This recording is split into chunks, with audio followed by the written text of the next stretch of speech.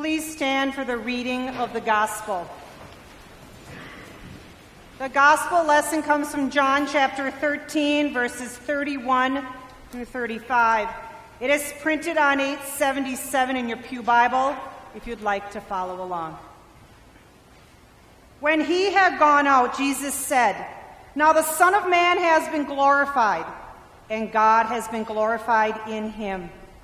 If God has been glorified in him, God will also glorify him in himself, and will glorify him at once. Little children, I am with you only a little longer.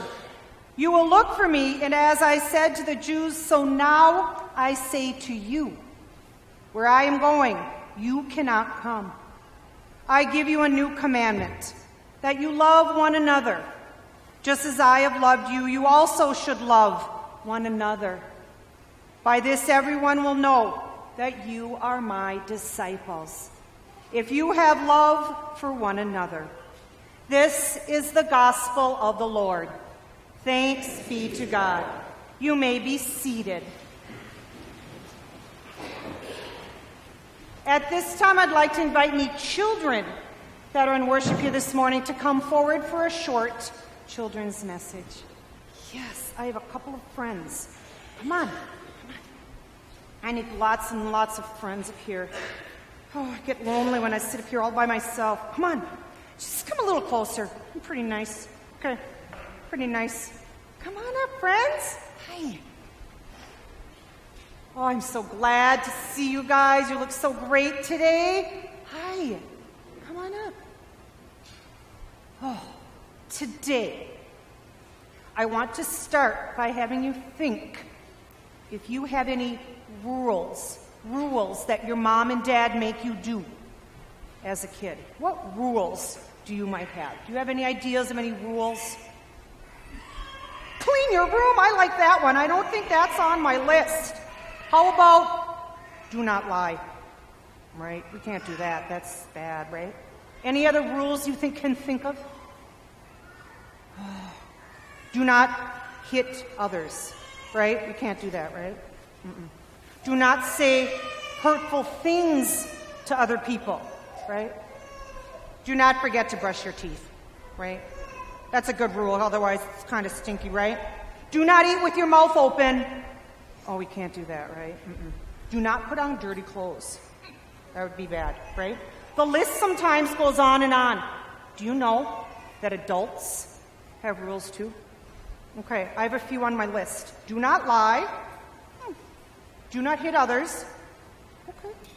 Do not say hurtful things to others. Doesn't this kind of sound like your list as kids? Right? I added a few others. Do not drive too fast. No, can't do that. Do not drink coffee after 3 p.m. Oh, what a drag.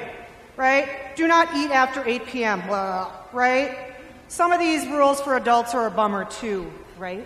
But rules are important because they help us to live together in a good way and be peaceful and loving. Today, the good news is, in our gospel, we heard Jesus say that we had one thing we had to do, one promise that he wanted us to do. He said, I want you to love one another. Do you think we can do that? Yep, I think I can do that as an adult. I hope you guys can do that as kids, right? Jesus commands us. He said, a new commandment, a new promise, a new rule. Love one another. I think we can do that. Today we're going to hear stories from some friends that went on some summer trips, and they're going to tell us how they loved other people and how other people loved them too. What a wonderful thing for us to hear. But do you know what? I love suckers. I really do. Okay? And I love them so much that I want to show you that love and give you a sucker right now before we pray. Do you want to come up and pick one? Do you want? I can come out to you, sweetie. Do you want to just come pick one? Pick one. Awesome. That is really super duper. You can come, sweetie. I'll come right out to you. No worries. Sometimes it's hard and scary sometimes to come up front. Thank you. I love suckers so much that I want to share a little love with you. I don't know, maybe Grandpa might need this during church today. All right, sometimes grandmas and grandpas like suckers too, right? And I wanted to show you some love, just like Jesus told us to love one another. So thank you so much for coming up. But I want us to pray together to help us always to remember this special rule commandment that Jesus gave us. So please repeat these words after me. Dear Jesus, help us love others as you told us to do. Amen. Thanks for coming up, friends. Good to have you here today.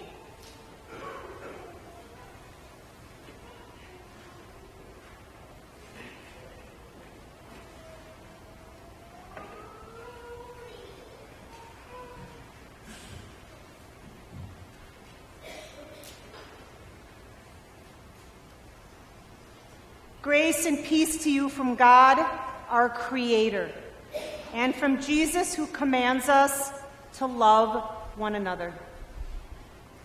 In her book, Loved Back to Life, author Sheila Walsh shares this story. Every once in a while, a ewe will give birth to a lamb and reject it. There are many reasons she may do this. If the lamb is returned to the ewe, the mother may even kick the poor animal away. Once a ewe rejects one of her lambs, she will never change her mind. These little lambs will hang their heads so low that it looks like something is wrong with its neck. Their spirit is broken. These lambs are called bummer lambs. Unless the shepherd intervenes, that lamb will die, rejected and alone. So do you know what the shepherd does? He takes that rejected little one into his home, hand feeds it, and keeps it warm by the fire. He will wrap it up with blankets and hold it to his chest so the bummer lamb can hear his heartbeat. Once the lamb is strong enough, the shepherd will place it back in the field with the rest of the flock. But that sheep never forgets how the shepherd cared for him when his mother rejected him. When the shepherd calls for that flock, guess who runs to him first? That is right, the bummer sheep. He knows his voice intimately. It is not that the bummer lamb is loved more. It just knows intimately the one who loves it. It's not that it is loved more. It just believes it because it has experienced that love one-on-one. So many of us are bummer lambs, rejected and broken. But he is the good shepherd. Jesus is our good shepherd. He cares for our every need and holds us close to his heart so we can hear his heartbeat and experience his love one-on-one. We may be broken, but we are deeply loved by our shepherd. In our gospel reading, Jesus commanded his disciples to be agents of his love in the world. The disciples weren't perfect. Some of them were rejected and broken, but all of them were capable of love because of Jesus' deep love for them. Jesus gave them the invitation to speak, to act, to listen, and to love. He does the same for us. We aren't perfect, and sometimes we feel unlovable, but we are all capable of love because of our Jesus' deep love for us as well. Martin Luther King Jr. famously said that peace is not the absence of war, but the presence of justice. Our world changes when justice prevails. When we love one another, no matter who they are, justice and peace become a part of our reality. When we work for justice and equality, we are fully living into the love we are commanded to show one another by Jesus. For Jesus, love did not mean a sweet, sentimental feeling. It meant action. It meant actively loving, putting one's love into real-world activities. Even more importantly, Jesus didn't just send one disciple out to love the other. He sent the community of disciples. Jesus does the same today. Jesus sends communities out into relationships, into loving relationships that impact the world. Trinity did just this past summer with its summer ministry trips that sent groups all over the country. Today we are extremely blessed to hear stories from our middle and high school summer trip participants. Faith was strengthened and lives were changed through the active love they shared and experienced on their adventures this past summer. For our elementary age students, they went to summer camp at Ingham Lake Bible Camp in Wallingford, Iowa, and Good Earth Village in Spring Valley, Minnesota. Their experiences will forever change their lives. And now, we will hear some stories from our trip participants, beginning with Kate Verlutz, our Director of High School Ministry. Good morning. I've been given permission by one of our middle school students, Carson Phelps, and then later on one of our high school students, Sam Lang, to read about their experiences this summer. Hello, my name is Carson Phelps, and I was a middle school student on the Good Earth Village trip this past summer. It was very fun. We got to have fires every night, we had worship outside twice a day, and we went creek splashing. We cooked most of our meals over a fire, and I discovered that I liked eating tinned. I met a lot of new people, especially the boys in my cabin. My faith grew through this trip when I met new people and when we had worship at night. I got along well with most of the other campers, so I knew that God had called them to be there like He had called me. Every night I could feel God with us, helping us get out of our comfort zones and helping us have fun. I would definitely recommend going on this trip at some point in your life. Before this trip, I went to Duluth for a service trip in 6th grade, and I had never been to Duluth before that year, and I loved it up there. I want to thank Trinity for supporting me on these trips and helping me grow in my faith.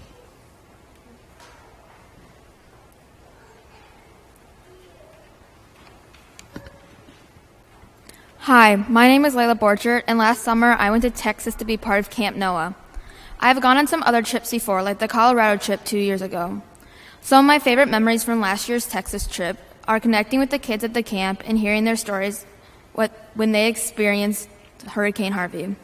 We also got to go and do some things that we can't do here in Minnesota, such as watching dolphins on a boat, swimming in the ocean for the first time, singing campfire songs on the beach, and eating at Whataburger, which is one of the best fast food restaurants I've ever been at. Another memory I have is I actually ended up losing my lanyard for most of the trip. I ended up leaving it at one of the churches that we slept at on our way to Texas. So for most of the trip, I had no money at all, but I ended up finding it on the way home. Also, at Camp Noah, each person would have 2 jobs. Working in a classroom and another job would be assigned to us. My job was to be Noah's wife in the short skits, but we weren't allowed to tell the kids it was us. I remember kids would run up to me and yell, "I know you're Noah's wife," but I would deny it. But then they would say something like, "But you're wearing the same shoes as Noah's wife." I thought it was so funny that the kids wouldn't give up on me being Noah's wife. My faith has definitely grown stronger by going on this trip, by sharing memories with the little kids at Camp Noah and sharing memories with the people that went on the trip with me. Hearing their stories really put in perspective how lucky I am to have what I have and how lucky I am to go do awesome things like go on these trips. It is so amazing to hear campers' parents tell us that their kids have talked nonstop about us and seeing the kids get sad when we have to go. I remember one kid in general on the last day in Camp Noah when his dad came to pick him up and told us that if we ever had a Camp Noah here in Minnesota, that he'd want to come to Minnesota just to see us again. I would definitely recommend going on trips like these because the memories that you make and the people that you meet are amazing. Thank you, Trinity and the congregation, for giving me this opportunity.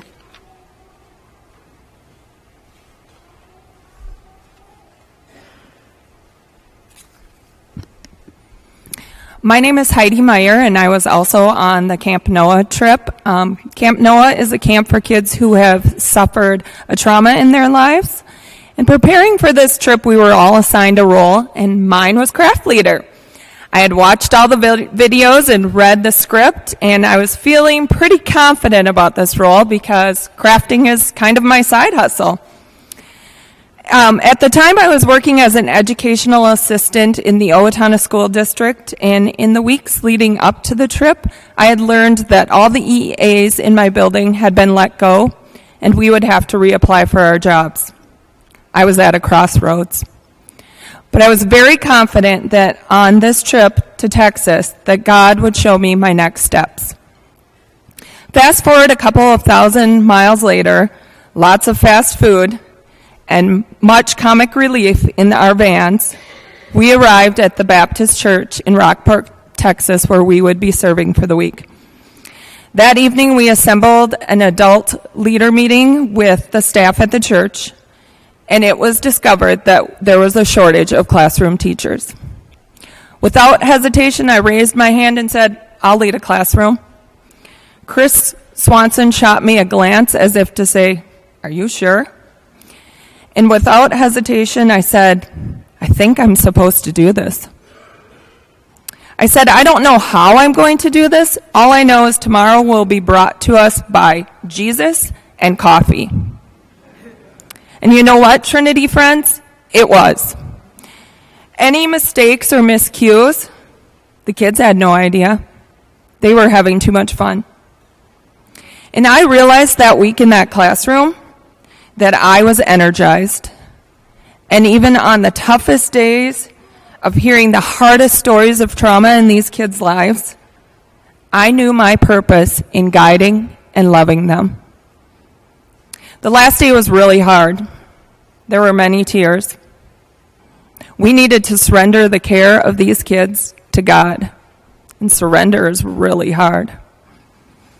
As Layla mentioned, one of the dads of one of the students in my classroom came up to me on the last day and hugged me. He said, "I don't know what you guys did here all week, but whatever you did, keep doing it.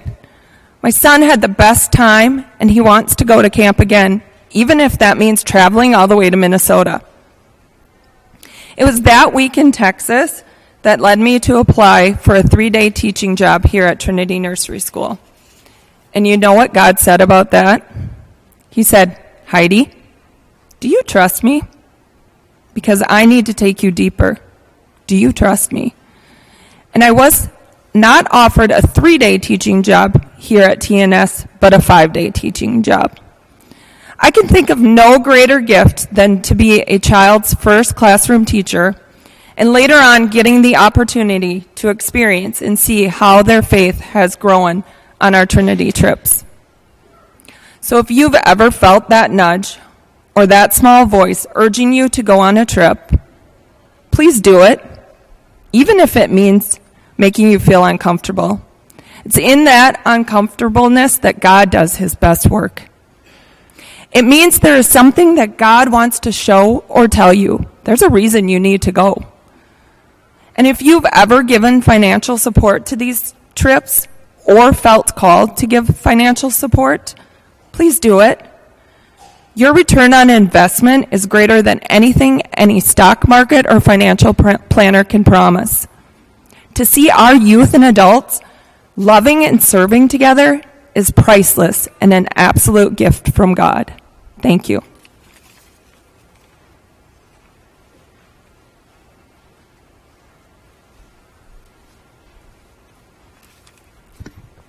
Good morning. My name is Sarah Kingland, and this past summer I had the opportunity to be part of an amazing group of people who traveled to Sky Ranch in Colorado. My first Trinity trip I went on was to Noah's Ark Bible Camp in Buena Vista, Colorado, and the following summer I went to Detroit, Michigan. All 3 of these trips have been some of the best memories I've ever had.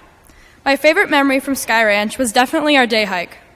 I signed up to go on the 12-mile hike up to B-17, and yes, I want to say it wasn't as hard as it sounds, but frankly, I'd be lying. B-17 is a World War II plane crash site, and I will always remember hiking the steepest part of the whole trail when all of a sudden the forest opened. You could see the plane pieces behind scattered everywhere. You could see the road we took to get to Sky Ranch in the distance, and our guides could point out every mountain our fellow Trinity friends were hiking at that exact moment. While we were up there, the clouds rolled in and the rain started coming down.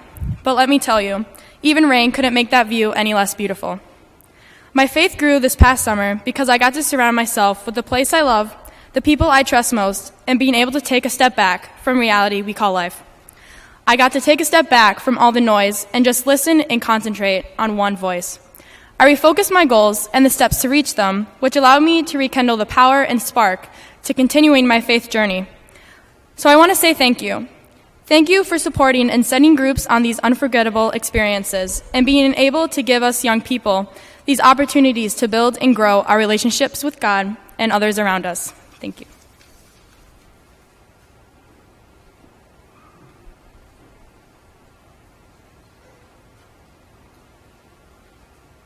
Good morning.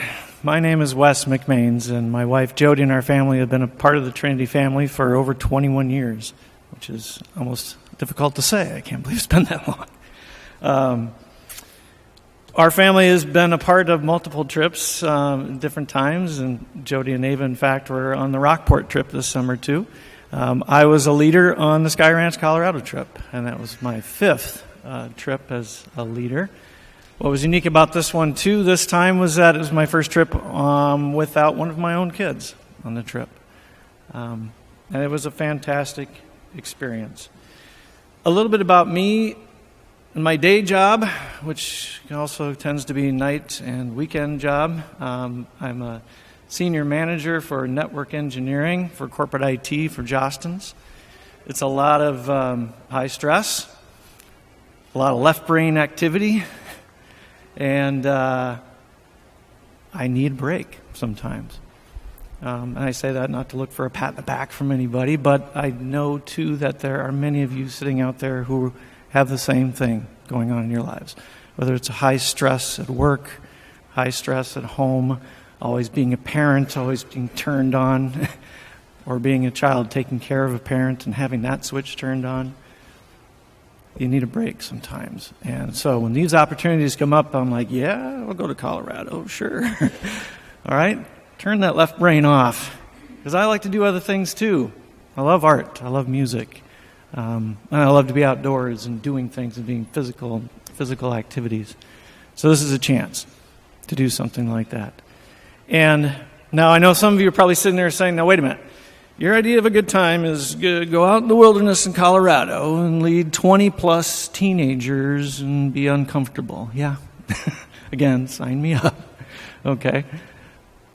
Because it's a chance, again, to break away, to take this phone and leave it behind, get disconnected, and become part of a community. So I could spend hours talking about this, but I'll try to sum it up in a couple of different categories. Again, one of the big things I love to do is it's outside experience. And wow, did we get this up at Sky Ranch this year. Up in the mountains, in the wilderness, taking the hikes. I was on the B-17 hike with Sarah, and we did another hike as a group of leaders too. But you know what? For me, that was great. I loved the physical activity, being up there. But for others, it was a challenge. And again, it's another thing that I encourage you to do, students and adults alike, is to challenge yourself, because this was a physical challenge for many people, and I was able to witness them overcome that challenge.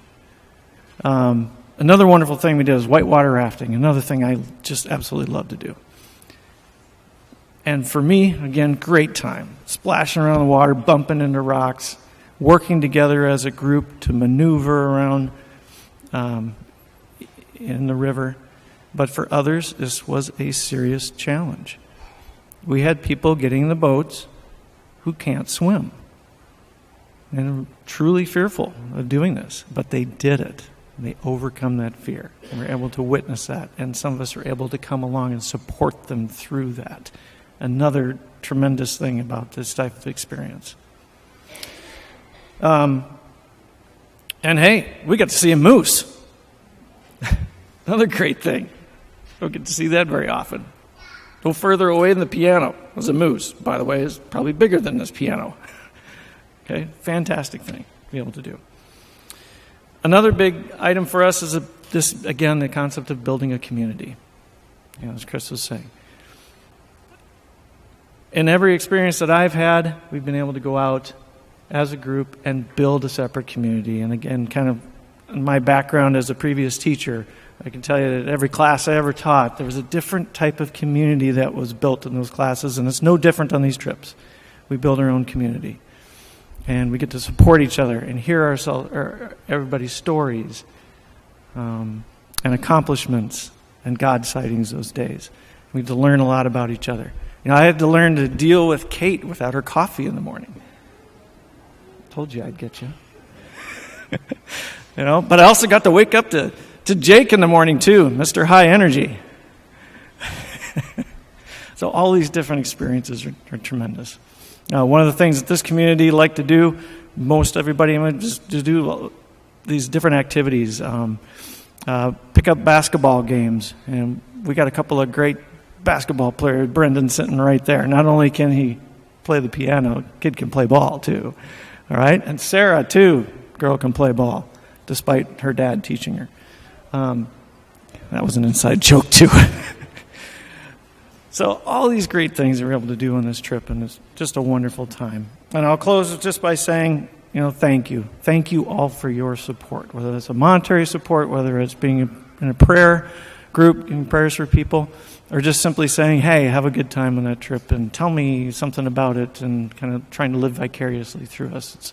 It's a tremendous thing. And when I'm working with colleagues across the country or vendors across the country in different parts of the world, I bring up these things to them, and they are intrigued and they're amazed that we get to do these types of things here. And we need to continue to do them. And I encourage all of you to have a part in it, whether, again, it's supporting us or coming along for the ride. It's a good time. Thanks.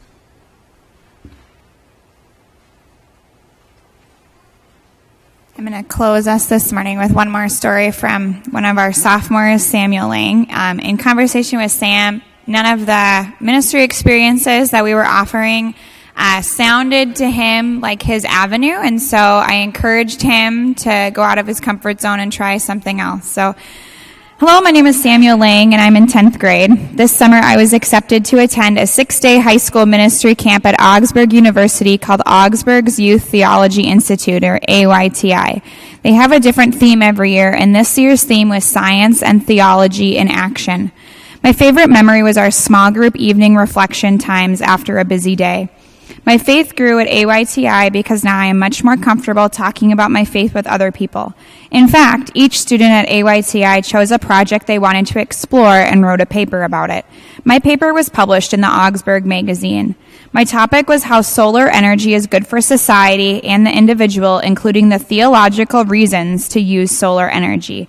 I also shared my paper 2 weeks ago with Trinity's congregation as my faith project for confirmation. I would be happy to convey a copy of it to anyone interested because solar energy is the future for God's people.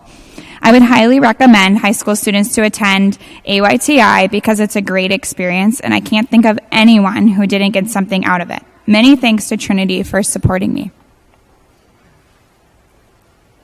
As I wrap up our message time this morning, I do want our speakers to stand for a moment so we can pause and applause and thank them for their stories this morning.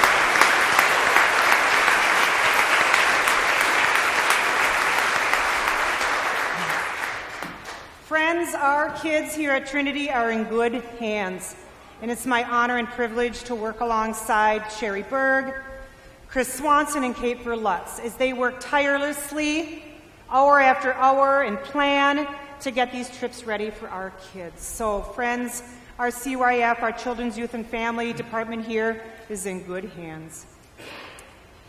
In our gospel reading, Jesus gave us a command to love one another. These words from the book of John remind us that we can and often do love one another. Sometimes the love command seems so challenging, we assume it's an ideal, a lofty goal that none of us will ever reach. But while we may not love perfectly, we do love in our own unique ways. So I want you to think. Do you recall a time this past week when you chose love? Perhaps it was looking out for the interests of a coworker, or taking the time to listen to a friend, even when you felt like you didn't have the time, or putting aside your own goals to help someone else achieve theirs. Maybe it was a large act of love, or maybe it was much smaller. But each of us, I'd wager, did in fact love one another this past week, and it's good to remember that. The focus is on loving action rather than loving feelings. In his own life, Jesus translates love into action that benefits the beloved. He calls us to do the same. We worship on the first day of the week because our Savior was raised on that day. Every Sunday is a little Easter. Live it up this Lord's Day, my friends. Our God is the God of the living. Today we heard stories that are woven around the commandment that Jesus gave us to love one another, and we need to live it up and celebrate because we worship a living God. Thanks be to God. Amen.